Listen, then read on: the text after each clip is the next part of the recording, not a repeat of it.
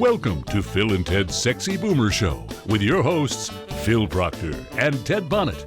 Phil and Ted's guest is comedian, survivor, and pop star dad, Jamie Alcroft. And now, your sexy boomer hosts, Phil Proctor and Ted Bonnet. Welcome to Phil and Ted's Sexy Boomer Show. I'm Ted Bonnet. And I'm Philip George Proctor, but for the sake of this show, you can just call me Phil. And today we have with us in our improvised studio a dear friend of mine, Jamie Alcroft, who has had and is having the most remarkable life, and because he's had a second chance at life. Wonderful to be here. It's great to be back.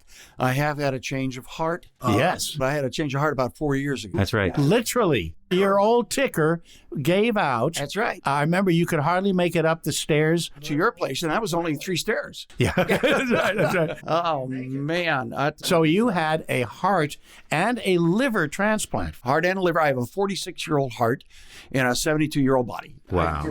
I don't know whether I have a midlife crisis or get a reverse mortgage. I'm so conflicted.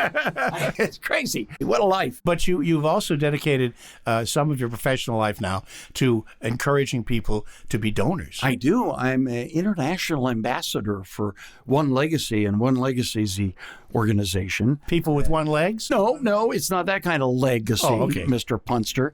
It's the organization that actually matches the donors with the recipients. Wow. So they found me a heart from a motorcycle accident in Northern California, a 46-year-old guy. And it was really fortunate because sometimes people wait for like 18 months. Well, you waited. How long did you wait? I was only on the list for a month. I got really lucky. Wow. They found the right size heart, the right blood type. But, people in America don't fill out their donor cards as much as they could or would or should. Or it's only 52%, I think it is now, that fill out the donor cards. And 22 people a day die because the organs they need aren't available. So, I could have died because this is a great way to start off a show. It is. You survived, by God. I did survive. You did. And thanks to my donor. Right. Anyone listening to this, I encourage you to fill out your donor card because, people want to leave a legacy. They want to be remembered in life. What greater way? I remember my guy every day. I might not know his name, but his heart is beating in my chest and enabling me to play with my granddaughter, to go make my jewelry or make my abstracts or be on this show and just be here. Hell, I'm back. Yeah. I'm back with a vengeance, man. The heart transplant is now so successful. Yeah, of course, there's nothing about it that's routine. But the fact that you're here and you're living a normal life. It is really the finest form of recycling. We recycle cans and bottles and stuff. And the most recyclable thing in the world is the human body because we can give sight to the blind. We can recycle our eyes. Yep. We give tendons, ligaments, and people say, well, I'm too old to be a donor. Nobody wants this crap anymore. But that's not true because old skin stretches better on burn victims. Oh. How's that?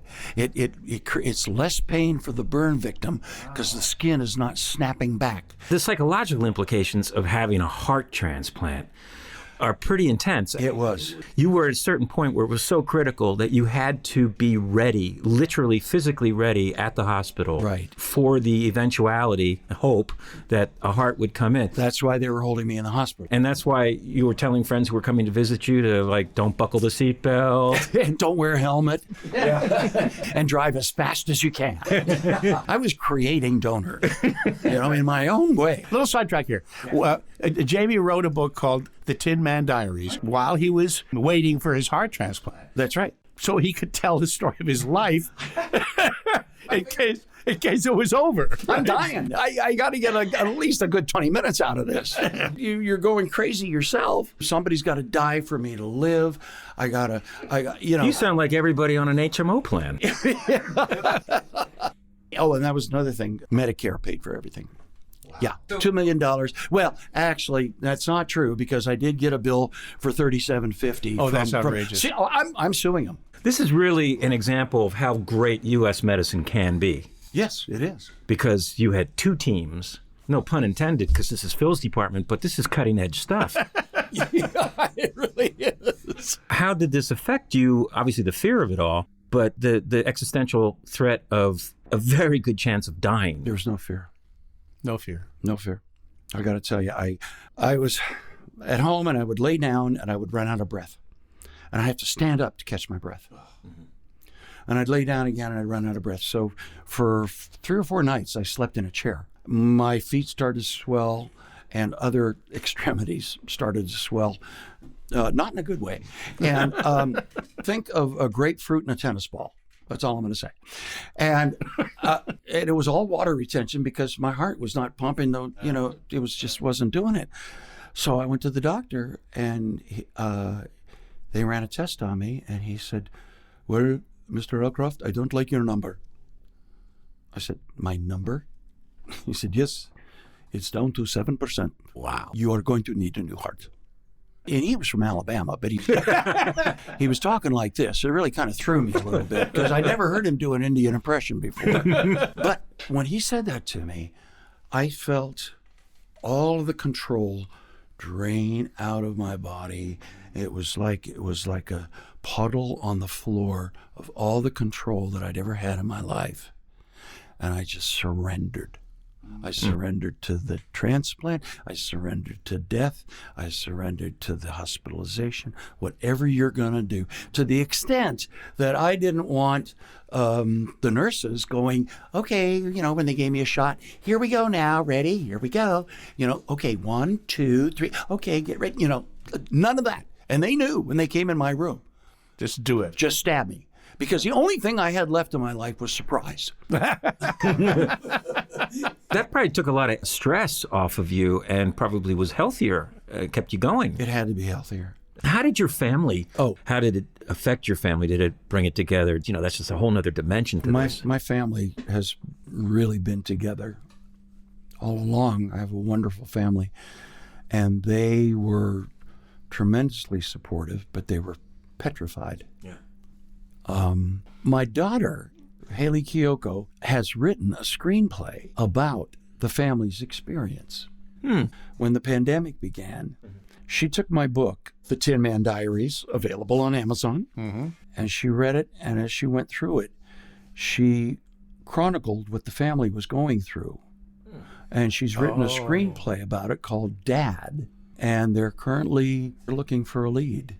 I haven't read the script. So I don't know what the family's situation was through it, other than what they've told me, I was blissfully unaware of what my family was going through, I guess, because I was being kept alive in a hospital bed with 11 IV bags. And I'm laying there. Wow. And Phil comes in to see me. He says, "How are you doing?" I said, "Oh, okay, I'm here." I said, "How are you doing?" He said, "I got this tennis elbow. It's just killing me." That's right, I did. Listen, I'm just glad it wasn't called Dead. They could have added an E. Any reason why you haven't read the script? She hasn't let me. That's okay. It's not, I haven't said, "Let me read the script." No, Dad. We've never had that conversation. It's unspoken. I just know that I really don't have a right to read her script unless she offers it to me. Yes. And you have an amazing family. Yes. Let me start with my wife, Sarah. Sarah Kawahara is a ice skating choreographer, and we met because Peggy Fleming saw Mack and I perform at the Comedy Store in 1981. But we were larval comics. Yeah. We had only been together 6 months when we came to LA. And we didn't know what happens with it's a showcase of some sort. Yeah. Well, Peggy Fleming called the Comedy Store, found out we were with William Morris, and called William Morris. And then my agent called me. Jeff Witch is the best agent ever lived. And he's still living. And he called, James, guess what? Peggy Fleming saw you last night. She wants you to do her ice show. She wants me to do. Wow. Yeah, she's doing an ice show in Lake Tahoe. We were that funny? They want to ice us? and so we performed for 3 months at Harrah's Lake Tahoe with Peggy Fleming and skied every day and did comedy every night. And that Peggy left the show. Yeah. And the only person who could skate her role was the one who taught it to her. So Sarah Kawahara, who had choreographed for Peggy Fleming, in Ice Capades. Oh, that's how you... She started skating, and I'd stand in the wings every night. I'll bet. And see this beautiful Asian princess out there skating so beautifully. And Sarah has moves that no other skater in the world. I mean, people will do something on the ice, and somebody will say, oh, well, that was very Kawahara. Did she make a move on you, or did you make a move on her? I made a move on her. I asked her out for mushrooms. Not the magic ones, but that might have been an idea because I'm a fun guy. That's why. Speaking of magic mushrooms, the next Firesign Theater album that's going to be released is our live magic mushroom shows that we did for Radio Free Oz. Oh, wow. We have one out now, by the way, if anybody's interested. Our latest album is called Back from the Shadows. Yes. And it is a remastering of our live performances. It's a double record set. Downloadable. You can open it up and roll joints in it. Yeah, great. I love those double records. And the album that's out now also has an 83-page book downloadable PDF. Wow. 83 pages. 83 pages. Stories about our touring days, and like 180 pictures. It's absolutely amazing. A little magic mushroom side trip, man. And now back to the ice show with Sarah Kawahara. No, back to our show. And we went out, and she had chicken wings. I had deep fried mushrooms. So we got together that night, and we've been together ever since. And she is my soulmate. She's amazing. She choreographed all of Scott Hamilton's professional career, Ty and Randy. She choreographed Michelle Kwan. She choreographed numbers for all of the ships that are out at sea. All the ships out at sea. The 12 Royal Caribbean ships have ice rinks on them, and they have ice shows. And she choreographed those. And then she got an Emmy for Scott Hamilton TV special she choreographed, the first ice skater to ever get an Emmy. Wow. She choreographed the opening ceremonies of the Salt Lake City Olympics. You have to see the opening ceremonies of the Salt Lake City Olympics were incredible. Staggering. And it was a three-year project with Don Mischer, and it was brilliantly done, I thought. Yep. And she received a second Emmy for her work on that. So we got 2 Emmys in the house, and they're both hers. And then my daughter Elise has given me a beautiful 2.5-year-old granddaughter and grandchild. It's her daughter. It's my grand. Yeah. Then my other daughter Hayley, she is a pop star, a director, a producer, videographer. Everything. Videographer. Amazing. She is going to be directing a movie, and it's just amazing. Now, for people who may not know her career, she was on CSI Cyber. Well, she started on a Disney movie called Lemonade Mouth. She played Stella. She appeared on Wizards of Waverly Place and Scooby-Doo. In Scooby-Doo, right. She played Velma Dinkley in 2 Scooby-Doo movies for the Cartoon Network. And then she went on to see it, which was her first adult role, CSI Cyber, with Ted Danson and Patricia Arquette. Yep. And she was the hacker. Didn't you once ask your kids what they all wanted to do? I did. I asked my eldest daughter. She said she wanted to be an art teacher. I asked my son. He said he wanted to design video games. And I asked Hayley, and she said, I'm going to be a star, Dad.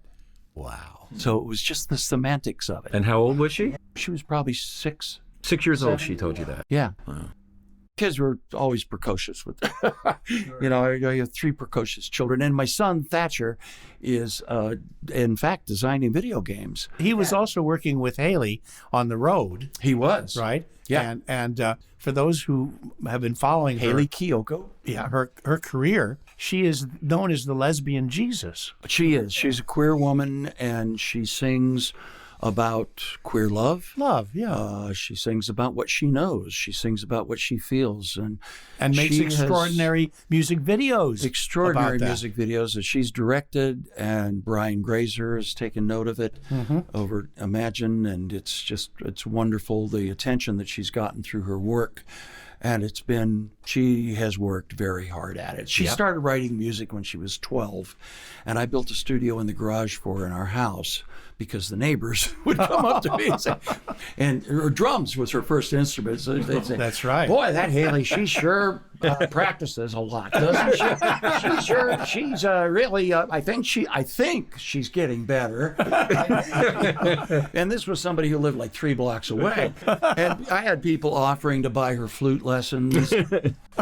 So I finally built a soundproof studio there so she could just wail away on the drums and write all the music she wanted to. And her theme is so timely as far as gender interests, because I took my daughter to her very first arena rock show, which was Panic in the Disco. Yes. The opening act was Hayley. That's right. And my daughter was so excited that she was the opening act. Oh, that's great. Because my daughter's 18. Yeah. And coming up through school, gender was the thing. Yeah. It is the thing. It is the thing. I was just talking to her on the way over here. She's up at college now, and she said, I said, yeah, I'm going to go interview Hayley's dad. She said, please tell him that Hayley is so cool, and thank her for being so cool. That's great. It's inspiring that mothers and fathers have come up to Hayley after the concert in tears, thanking her for saving their daughter's life. She has made being a queer teenager acceptable. Not acceptable. Embraceable. A norm. It's a role model. Yep, she's a role model for these girls, and these girls that are going through so much pain and torture, and even boys over their sexuality. And look, it really came home to me. I watched the Today Show. Maria Shriver was interviewing Hayley on the Today Show, and it's a wonderful interview. It's only about a 12-minute interview, but apparently it went on for 2 hours. Wow. And in the 12-minute interview on the Today Show, Hayley said, growing up, I felt like a monster. And to a parent, that just crushed me, because you feel so responsible for your children's happiness when they're growing up. Of course. And the fact that she felt like a monster, and I didn't know, and I couldn't help her. She was in love with her 4th grade teacher, who was a really attractive woman. I was kind of hot for it too. Hot for teacher. We had a thing. It wasn't hard. Anyway, she really hurt. She didn't hurt me. I chose to hurt from that message that she was putting out, and feel responsible for something that, again, out of my control. It's in the past. That's right. My daughter announced to me during high school that I was no longer allowed to address her friend by her female name, because she had decided she's a he or a them. And now when she's at school and you listen to any Zoom call, everything's prefaced, even the professors are prefaced with, hi, I'm Bob Smith, and I identify with him and his, which seems a little over the top. What would you say to somebody who is outraged by this and isn't sensitized to it? How do you explain that so that there's some empathy here? They were born that way, and they're not being the way they are to make you feel uncomfortable and make you feel out of place. They're just trying to live their lives as truthfully as possible. Yes. And I think this pronoun thing that we're going through, it's typical of any social evolution. And we really are going through an extreme social evolution right now when it comes to gender, when it comes to division, politics. Yes. We're so divided that there's this little acceptance. But I think it's just a bump. I think that with social evolution, there's always an overreaction at first. There's always this not knowing how to deal with things that are changing and feeling uncomfortable and feeling threatened by that change. And I think it's just evolutionary. I think it's all gonna work out. I think it's part of normal upbringing. You question for maybe even a nanosecond your sexuality when you're growing up and becoming sexual. I think you do. You go through that thought process. Sure. They either realize they're gay or they're straight. Right. Right? But this... Or they're bi. But this social media thing just amplifies that process. In your Facebook. Yeah. And that amplifies the outrage and the intolerance. But it brings it to our attention. Can you imagine if we'd had social media in the Vietnam War? Yeah. It would have ended a lot sooner than it did. Because the war was televised. People could palpably see it. Television brought it home. And we had to us. Walter Cronkite, who chronicled it with great honesty. The news at that time was really something that people religiously would watch every night, and on the 3 channels that we had.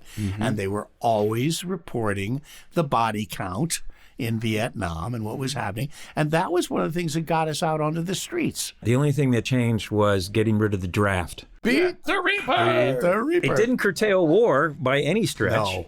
You originally you were going to be a man of the cloth, weren't you? I was, yeah. Yeah, I was going to be a Presbyterian minister because I was inspired by my minister at Reverend John Holland in Morristown, New Jersey at the Presbyterian Church on the Green there. Nice. He was really great. Fire and brimstone.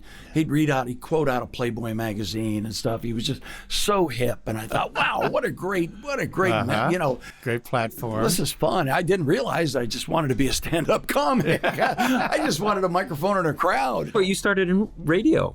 I was the morning guy in Key West. You are a silversmith? I was a silversmith in my 20s. Right. I learned from a master silversmith in Colorado, and then went on to have stores in Key West. When were you in Key West? I was there 75 through 80. The wild days. Those were the halcyon days. Everybody just rode bicycles. We went to vegetarian feasts on the island every night. Everybody hung out. You met some interesting people there, too. I met Tennessee Williams. I was directed by him in a production of Cabaret. What? I played Cliff Bradshaw. He was the director in the background. In Key West. Yeah, in Key West. You're going to be going back to Key West. I'm going back. To celebrate the 3rd printing of a book that you edited. That's right. About stories of Key West, which is wonderful. What's the name of the book? It's called Home at the End of the World, compiled by Rita Troxel. Conchrenicity, we called it at first, because back in the day in Key West, Dee Dee made the clothes, and we all wore these loose-fitting cotton Mexican shirts. Real community. And it was a real community. It was kind of funky. Sloppy Joe's Bar, there was Captain Tony's, never any big crowds to speak of. That's right. And then we came up with Fantasy Fest. There was a fellow on the island. Fantasy Fest. But Fantasy Fest is this Halloween festival coming up that they have in Key West. The whole island goes crazy. Tony Gregory spray paints naked bodies. People are naked. The first Fantasy Fest I hosted, and I was Gene Simmons. Oh, my God. It's amazing. And it is a huge gay community down there. And, of course, they all really get into it. And when I moved there, I came out as a practicing heterosexual. And as it wasn't easy, but I did it for myself. I identified with her, wow, and gorgeous. And there were just so many beautiful women down there. Yeah. And so few men to date them. And not to be lascivious about it, but that was a big attraction of the island back then. Free love. Yeah, and free love. There was lots of pot, and people were doing acid and mushrooms, and not that I did that then. Leary always said the set and the setting are important, and that was a great place. A free island. And one day I'm in my store, and I noticed a fella at the counter across the way. And I went up, and as I came around, I realized that it was the center square. It was Paul Lynde. And he's looking at the case, and I come around, and I stand behind her, and I said to him in his voice, "Can I help you?" And he said, "I love that buckle." And in his voice back to him, I said, "I call it my quick release." And I pulled it out of the case, and I showed it. I said, just push that turquoise in the middle, and the buckle pops open.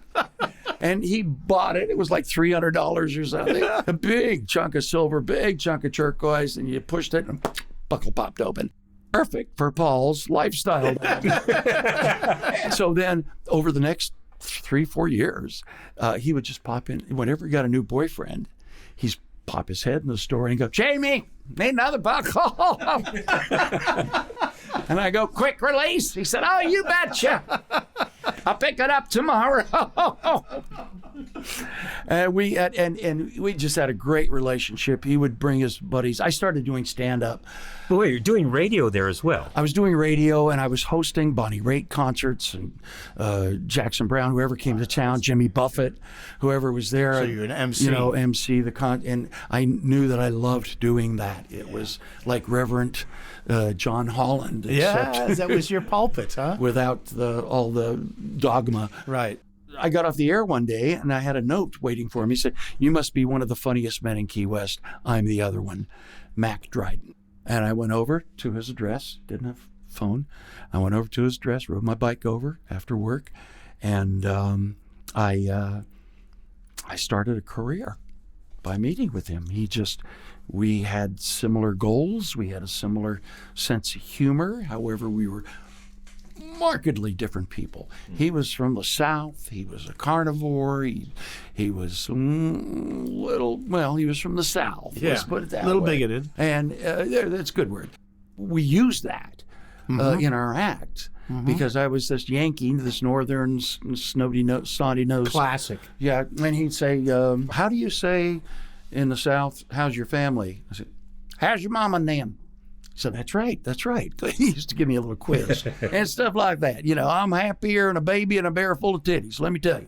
You know, and we'd use all that stuff, and we'd use the fact I was a pescatarian and he was a carnivore, and, you know, all the differences in our life, but we both kept a great sense of humor about it. And we had a TV series in the 80s called Comedy Break with Mack and Jamie. Yeah. Did 125 shows. We launched Kevin Pollak on television. Who's been a guest on the show. Yes, he has. The first time on television, we put Ellen DeGeneres, Paul Reiser, Rick Overton. You guys are also on the Carson Show. We did Johnny twice, and we did Jay once. That was a great thrill. I mean, standing behind that curtain, hearing Johnny say your name. Wow. Nothing like it. No. Nothing like it. In those days, gave you quite a bump, right? Yeah, a big bump. Now, was that before you did your TV show? It was before we did our TV series. That was your national introduction. Yeah. Well, this is interesting. Let me tell you a little showbiz story. Okay. We went into Toby, who was running Viacom at the time. We actually called them the Viacomese because they were the enemy of comedy, the Viacomese. Yeah, the Viacomese. We went in, and he said, well, guys, you've done 2 seasons with you. We did 50 shows, and then we got renewed for 75. And he said, we'd like to do another 125 shows. Whoa. And we said, great, fantastic. And Max said, but we need at least 2 writers. 2 new writers. Yeah. Who was on the staff then? So we had 5 writers and Mac and myself to do 6 shows a week. Whoa. 6 half-hour original comedy sketch shows a week. And how did you shoot them? Did you shoot them 3 at a time or something like that? Shot them 5 at a time. 5? Wow. The first 50 we did live on a Saturday morning. We shot 5 shows. We did it with Ruth Buzzy, Tom Poston. 2 friends of mine. And we'd send them the scripts like a couple days before. They probably didn't look at them because everything was on cue cards. Yeah. Yeah. Richard Mall knocked out Mac on live television one day at the S&M Diner. Good evening, sir, and welcome to the S&M Diner, where the waiters smack your lips for you. Oh, my, thank you. A little something before dinner, sir? Yes, I believe I will. Would you like to see a menu, sir? What are your specials? Oh, I'm glad you asked. Our specials today are just fabulous, sir. We have rack of lamb, black and blue-eyed peas, mashed potatoes with whipped butter, crushed conchrenicity, and, of course, there's the vegetable of the day. What's that? Squash. Oh, it's exciting. Would you like to order your dessert now, sir? Well, what do you have? ice cream. You do? Oh, I would for you. Yes, of course. I bet. Hey, would you like your nuts crushed? Sure. I bet. I'll be right back with your order, Oh, sir. thank you. Oh. Oh, yeah. Yeah, Richard Mall from Night Court actually has a reputation of knocking people out. Oh, did he really? In real life, yes. Oh, can any of these be seen on YouTube or anything? Some of them are on YouTube. I have them all, and I guess I should put them up on YouTube, but I just haven't taken the time to do it. Again, the name of the show if someone's looking Comedy Break for it? Comedy Break. with Mack and Jamie. So, the Hollywood story with Toby at Viacom. We go in with Toby, and Toby's the boss. And he says, we want to renew it. And Mack said, we need 2 writers. And I said, well, okay, let's get 2 writers. He says, I can't give you 2 writers. I said, well, we can work something out, can't we? He said, no, I can't give it. I can't. This is it. This is a budget. It's going to be the way it was. You got 5 writers and you 2 guys. That's just the way it's going to be. Wow. And Mack said, I can't do it. I can't do it again. I can't do it. And I looked at him. I said, what? You're not? Wait a minute. We got another seat, another 125 shots. What are you kidding me? He said, no, I won't do it. And he called Toby's bluff and got up and walked out of the office. And of course, being a comedy duo, I followed him. I wasn't going to stay there That's right. make excuses to Tony about Mack. So I just followed him out, and we walked out into the hallway. I said, what the hell did you just do? He said, don't worry. They'll come with it. I said, no, they won't. No, they won't. And we're standing there waiting for the elevator. And this salt and pepper haired woman walks up to us, and she says, are you Mack and Jamie? Yes, you are. You're Mack and Jamie. And I looked at her, and it was Carol Burnett. Oh, my God. And I said, Carol, oh my God, how'd you know us? She said, are you kidding me? I love the show. Oh. I love your show. I love what you guys are doing. Skit comedy. It's sketch comedy. Sure. You guys, she said, guy, keep it up. And I said, well, you love the show. Talk to this guy because he just quit. So we rode down in the elevator together, and we stood in the downstairs parking lot of that building and talked with her for about 45 minutes. Oh, my God. And she tried to sway Mack, and she didn't. Really? Yes. He really wanted to quit, I guess. He really wanted to quit. Yeah. Speaking of hiring a couple writers, these 2 guys knocked on the door of my office, and I opened the door. He said, hi, we're here from Detroit, and we love your show. I said, how'd you guys get on the lot? He said, and we just sneaked on the lot. He said, we're the Scully brothers, and we're from Detroit, and we wrote some stuff, and we were wondering if you'd consider it for the show. I said, well, yeah, we're always, looking for material. I know I'm always looking for material. Sure, my checkbook's always open. Yeah. Bill Maher used to say. I looked at the stuff. I said, listen, this looks pretty good. Why don't you come back tomorrow? We'll have lunch. Okay? I'll make sure you can get on the lot and you can get on legally. And we come back tomorrow and we'll have lunch. He said, great. So I'm reading this stuff, and it's great. It's really, really funny. And I walk into our producer, Phil Hahn, and I said, Phil, look at this stuff. It's brilliant. It's great. I mean, Mack can play this role. I could do this one. But, we can't do this. We can't hire anybody. Can't hire anybody. No way. He said, it's not happening, Jamie. Just forget it. I said, well, they're coming for lunch tomorrow, and I got to tell them something. He said, tell them no. So they came for lunch the next day, and I decided to open my checkbook. Okay. I said, I will pay you $100 for every sketch, and what about 20 for every joke? They said, 25? I said, sure. So I had a relationship with the Scully brothers now. They're living in their Delta 88, right? So after about 3 or 4 weeks, I'm buying this material from them. I don't know how much I spent, but I'm spending money. Yeah. And I'm turning it in, and we're doing it. We're producing it. It's going on the air. Good. They're not getting credit for it. They don't get credit. But they got credit later. Yeah. Because one of the brothers, Mike Scully, went on to be the producer of The Simpsons. And the other brother went on to produce Family Guy, one of the best cartoons ever. So those were the Scully brothers from Detroit. And years later, Mike called me and put me on The Simpsons briefly for a few roles. He did what he could do. I filled in for Hank Azaria. Yeah. And then Hank heard me do one of his voices, and he got really pissed and had me fired. So those are the connections. When you've lived as long as we have, we do have the privilege of friendship. and we have the privilege of having friends still with us. The continuity of friendship. I'll tell you, man, there's nothing better than friends. Thank you so much, the amazing Jamie Alcroft. What an absolute delight. Thank you. It was a delight to be here, Ted and Phil. Your sexy boomer adventure was truly wonderful. All right. See you next time. Okay.